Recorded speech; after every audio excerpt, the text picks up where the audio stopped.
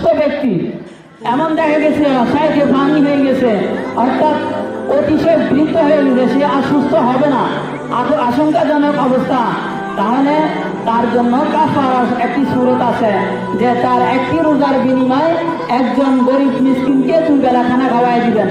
এই মাদ্রাসার অনেক গরিব ছাত্র আছে, এদেরকে আপনি সকাল বিকাল অর্থাৎ সাহারির খানা এবং সন্ধ্যাবেলার খানা, সন্ধ্যা রাত্রের খানা খাওয়াই দিবেন, 1 রোজার বিনিময়ে আদায় হয়ে যাবে।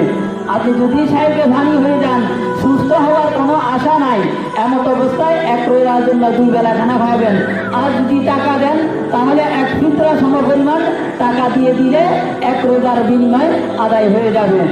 এরপর দেখা গেছে আপনার সুস্থ হওয়ার পরে আপনি অসুস্থ হয়ে গেছেন, আর সুস্থ হওয়ার আশঙ্কা নাই, যদি আপনি সুস্থ হয়ে যান পরক্ষণে, তাহলে আপনাকে এই রোজাগুলো আবার রাখতে হবে।